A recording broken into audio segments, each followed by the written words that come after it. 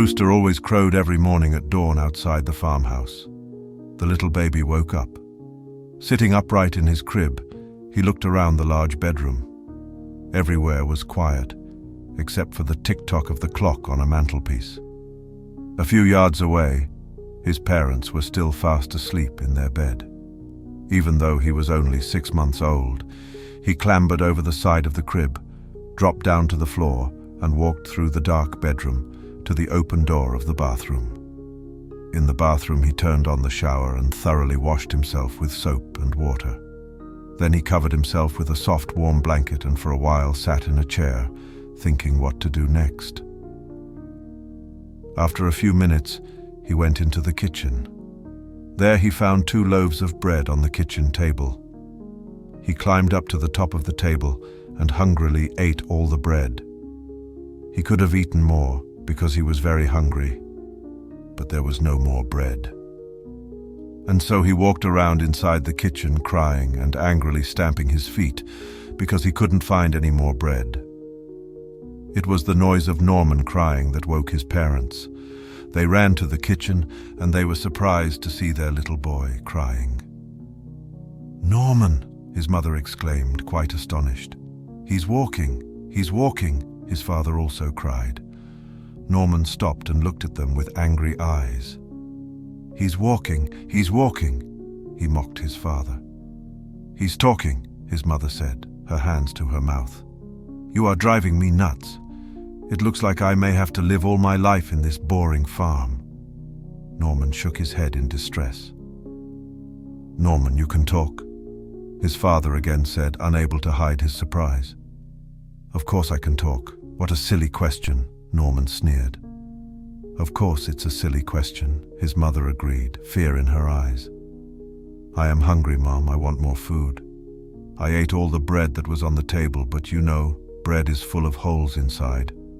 Can I have some bacon, eggs, and sausages?" Afraid of losing her wits, Mabel Wilson went into the kitchen and fried 6 eggs, 6 strips of bacon, and 6 sausages. Norman sat again on top of the kitchen table, noisily scoffed the food on his plate and also drank a pint of milk. He belched aloud, returned to his crib and again slept, snoring noisily. The farm, where Tom Wilson lived together with his wife Mabel, was 5 miles from Tilliard town. Norman was their only child, a nice quiet baby who usually slept most of day and night and worried nobody like many other babies did. Seeing their gentle baby behaving so oddly this morning was not something they both could easily understand. After she had recovered a little from her shock, Mabel Wilson called her friend Eunice Doherty, who lived in the neighboring farm, and told her what she had seen. Norman was walking, he was also talking, and he ate enough food for breakfast to feed 2 men, Mabel excitedly told Eunice. "Stop pulling my leg. That is, of course, absolutely impossible. Norman is only 6 months old, isn't he?" Eunice laughed, promising to come see with her own eyes. When Eunice Doherty arrived at the Wilsons' farmhouse in the evening with her husband Mark, they found Norman sitting outside in a rocking chair, drinking milk with a long straw from a bottle. All they could do was stand and stare with mouth wide open in disbelief. "What are you staring at? Haven't you ever seen a baby drinking milk?" Norman scolded. Mark and Eunice nearly jumped out of their skins with surprise when they heard Norman speak, and they quickly hurried off and away to their home. Eunice Doherty was a busybody, and by the end of the next day, everyone in Tilliard knew of Norman and how he could walk and talk and eat by himself, even though he was only 6 months old. Nosy people came from all over and hiding in the woods. They watched Farmer Wilson's house with their binoculars in the hope of catching a glimpse of the miracle child. Whenever Norman saw these intruders from far away, he made ugly faces and stuck his tongue out at them. Yet they still came from all over the town just to see Norman, the baby, who could talk. "We are going to have a birthday party for you. We will invite children from all around and from Tilliard town." Norman's mother happily announced to him when he became 1 year old. And so, she called her friend, Eunice Doherty, on the telephone. "You will come to help me make the food for the kids' party, won't you?"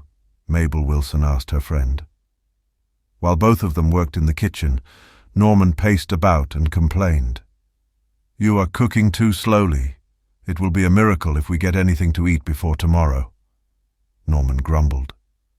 He found a ladle, climbed up a chair, and began to stir the gravy cooking on the stove. Eunice Doherty was angry. "What a horrible kid," Eunice muttered. And when Norman heard this, he whacked her on the head with the ladle. Eunice Doherty ran from the kitchen and away to her home. The party started in the afternoon, and all the invited children were having a great time. There were games, dancing clowns, and plenty of food to eat. Everyone was happy and having a good time, except Norman. "Pesky brats. I hate them, and I will not join their silly games," he grumbled from where he sat. Overcome by anger, Norman again went to fetch the ladle and walloped all the children so much that they fled in fear.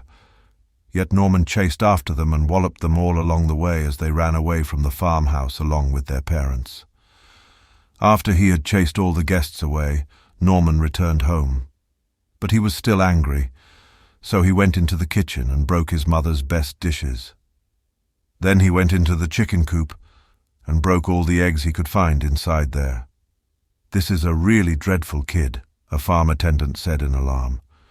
Norman climbed up to the fellow's shoulder and hit him 6 times on the face with his fist, so hard that the man lost 6 of his teeth.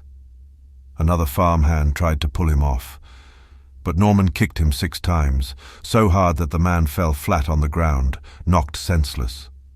So did Norman the fierce child become a terror to everyone for miles around. "I think he needs a doctor," Tom Wilson eventually suggested to his wife. "Of course you know we can't take Norman to the hospital. The last time we took him, he nearly destroyed everything in sight and we were all taken away by the police. If he does greater damage than he did that time, we will surely be ruined," his wife Mabel wailed. "In that case, I will ask a doctor to come to look at him at home," Tom Wilson decided. Dr. Shaw from the hospital in Tillyard came 2 days later to visit. He found Norman eating his lunch, but he paid no attention to the child. He went to sit with Norman's mother, who watched her child eat from across the kitchen. It was astonishing to watch Norman eat. He had enough food on his enormous plate to feed 3 men, and his spoon was the size of a small shovel. "Oh dear, this is remarkable. Never in my 30 years of looking after problem children have I seen a bigger glutton." Dr. Shaw wondrously shook his head. "But I am sure you can help him," Mabel Wilson anxiously asked. "Of course I am able to help him. Norman is just a problem child, even though a little unusual from those I have seen. It may take several visits, but when I am done with him, you will thank me for a job marvelously done," Dr. Shaw assured. Realizing that the discussion was about him, Norman was angry. He hurled a bunch of bananas into Dr. Shaw's face, knocking off the doctor's glasses and sending him sprawling from the chair into the floor. Not done, Norman took his bowl of gravy and poured it all over the doctor's head. Even before Dr. Shaw could recover from his surprise, Norman was upon him. Norman tore his coat into shreds, and then he seized Dr. Shaw's stethoscope and walloped him over the head with it, so hard that it fell to pieces. Dr. Shaw screamed for mercy. He finally escaped from the house and dashed to his car. Yet, Norman chased after the car all the way to the road as it sped away before returning to his lunch. "He's got to go," his parents agreed together. The news about Norman went on for several years, until his parents were no more able to bear the shame, so they secretly hatched a plan to get rid of him. "But what will we tell the neighbors?" Mabel worried. "We will tell everyone Norman has gone to live with his auntie in Florida," Tom Wilson replied. A week later, Norman's parents took him with them to the train station. There they boarded a train going south. One night, after the train had traveled for 2 days. Tom Wilson and his wife sneaked off the train at a station along the route, while Norman was still asleep in the cabin. The train traveled on, taking Norman further away from them. When Norman woke up, he searched all through the train for his parents but couldn't find them. Angry that his parents went away without him, he got off the train at the next station, Trench Station. A plaque on the wall of the station read. The road next to the deserted station led to yet another dull and quiet town. Norman wandered up the road, tired and hungry. He soon found 3 men having a drink at a table in front of a pub. Their names were Tom Parker, Lou Donald, and Max Carey. "I am hungry. Give me some food," Norman asked them, his voice barely louder than a whisper. "Push off. Does this look like an orphanage to you?" Lou Donald snarled at him. "I am hungry, give me some food," Norman repeated. "I think he is deaf." Tom Parker chuckled. "Hey kid, where are your parents?" Max Carey was nicer. "I don't know. I lost them on the train," Norman told them. "You lost your parents on the train? Where are you from, kid?" Max asked. "I don't know. It is very far away. I don't know when my parents got off the train," Norman told them. The 3 men saw an opportunity to put some more money in their pockets, and they winked at each other. Lou Donald took Norman to the nearby McDonald restaurant and bought him a huge burger with fries and soda. Norman ate hungrily. The 3 men huddled and put heads together for their new plan. "His parents must be looking for him, and they should by now be worried to bits. We will hide him until they offer a reward for the finder," Lou suggested. Tom and Max nodded. It sounded like a good idea to them. "What's your name, kid?" Lou asked after Norman was done with eating. "Norman," he replied. "Okie dokie, Norman. We will take you home with us until your parents come to fetch you." "What do you think of that?" Lou asked. "Fantastic," Norman agreed. The 3 men took Norman with them inside their truck to their home, an old farmhouse 12 miles away from Trench, and a further mile along a dusty road off the highway. Every morning, one of the 3 would go to town to fetch the newspapers, in the hope they would see whether any reward was yet being offered for the return of the lost child. All day long they also listened to the radio for any news about a lost child, but there was none. As they waited and hoped, Norman merrily ate and watched the cartoon movies on television all day. He soon found an old slingshot with which he pitched pebbles at the birds and small animals that came near the house, and sometimes also at the 3 men. "It's been 2 weeks now and no news of a lost child. What are we going to do? This horrible kid has the appetite of 2 horses, Tom Parker complained. "He's a kid. Kids need a lot of food to grow, you know," Max said, even though he was also getting worried. "This is not a kid. He is an eating machine, and if he continues the way he is doing, we will soon be ruined. I am beginning to think his parents dumped him. I think we should do the same if we know what is good for us." Lou moaned. "Come on. Who in his right senses would dump a little kid?" Max laughed. "I know who," Tom Parker muttered sadly. Every morning one of the men would go to fetch fresh green vegetables from their garden and also eggs from the chicken coop. It was a task they all cheerfully shared. "Norman is getting fat. I suggest we each take him along with us when we go get the greens and the eggs," Tom Parker suggested, and everyone thought it was a great idea. "What do you think, Norman?" Lou asked. "Fantastic," Norman replied, without any enthusiasm, and continued to watch the cartoons on television. It was Lou's turn to fetch the vegetables and eggs next day, and so Lou took Norman along with him. But as Lou did his chores, Norman played all by himself, pitching pebbles at birds with his slingshot. When it was time to return home, Lou could not find Norman, and so he went in search of the boy. "Norman Ann, where are you?" Lou sang as he hunted around. Lou searched for many minutes without luck, until to his surprise, Norman suddenly jumped from behind a hedge and pushed Lou to the ground. He then began to kick and punch Lou all over until Lou's face was swollen. Lou cried for help, but there was nobody near. Norman kicked and punched until Lou didn't have any more strength to cry, and not till then did he leave Lou alone. "If you tell anyone what happened to you, I shall do even worse," Norman sternly warned. Lou nodded fearfully and stopped crying. He brushed the dust off his body and headed for home with the basket of greens and eggs. Norman followed behind, whistling cheerfully. "What on earth did this to you?" Tom Parker was horrified. Lou looked at his face in a mirror, and it was indeed a horrible sight, bruised and swollen. His arms and legs were also badly battered. "When I was near the chicken coop, I found a beehive, and the bees stung me all over the head, and as I ran, I fell upon a wasp's nest, and they again stung me all over."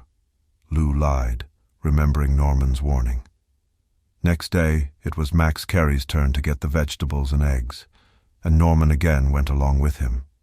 When he returned, his face was also swollen, and his body covered with sores. "What on earth did this to you?" Tom Parker was again horrified. "Whatever it was that happened to Lou yesterday also happened to me, and I think it shall certainly happen to you too." Max Carey wisely replied with a bitter laugh and trembling voice. Max and Lou shook their heads in sadness, and Norman nonchalantly whistled a tune as he returned to watching television. Next day, Tom Parker went along with Norman to get the vegetables and eggs. Aching and hurting all over, Tom Parker urgently gathered the rest to a secret meeting that night. "Let's run away and leave this terrible kid behind," Lou suggested. "Good idea. Let's run away at dawn, and before he wakes up," Lou and Max agreed. Little did they know, however, that Norman was listening. In the dead of the night, and when they thought Norman was fast asleep, the three men put their luggage in their truck, intending to quietly sneak away at dawn. When they had gone to sleep, Norman sneaked out of the house and hid himself in the back of the truck among the luggage. Before daybreak, the three men crept quietly out of the house. They pushed their truck for half a mile away from the house before starting the engine, and when the truck was finally on the highway, they raced away at full speed, laughing in celebration. "We made it! We made it! We ditched the little monster!" Lou Donald whooped in celebration. They hugged and clapped one another on the back with joy. They were finally rid of Norman, the three men thought. They drove the truck for 2 days, only briefly stopping to eat and to buy gas. They wanted to put as much distance between them and their farm. While they traveled, Norman quietly sat next to the luggage in the back of the truck and ate crackers and cheese he found in one of the bags. The three men arrived exhausted at a little town, which they thought was far enough from their farm at Trench. "I think we should stay here for a few days. I am sure we are far enough from that little monster," Max Carey suggested. "Phew, I am tired and I need a bath. We should find a motel and get some sleep." Lou Donald agreed. So did Tom Parker. "We would not have been in this sad situation if Lou did not ask that we allowed the little monster to stay with us," Max Carey grumbled. "That is a lie," we all agreed together. Lou snarled back, tired and bad-tempered because of the long journey and no sleep. "But it was your suggestion we should keep him and then ask his parents for money," Max insisted. "Yes, that is true. See where it got us now, kicked out of our own home by a horrible kid," Tom moaned. "You are both lying, and you know that. But I am too tired to argue with you. I really wish Norman was here to speak up for me and to tell you what stinking liars you both are," Lou yelled at them. When Norman heard this, he gleefully jumped down from the back of the truck and slowly walked toward the three men, who stared at him with disbelieving eyes filled with terror. "Hi, guys," Norman said with a smile and a wave of his little hand. "It is Norman." Lou, Tom, and Max screamed in fear. They all scrambled quickly back into the truck and raced away. Norman knew he was back home in Tilliard. The shops around were familiar to him. About 50 yards away was Tilliard Chapel, where he was baptized. It was Sunday morning, and the bell was ringing in the church belfry. He walked over to the church and to his parents' favorite pew. Norman knew his parents would shortly be here. He sat to wait for them.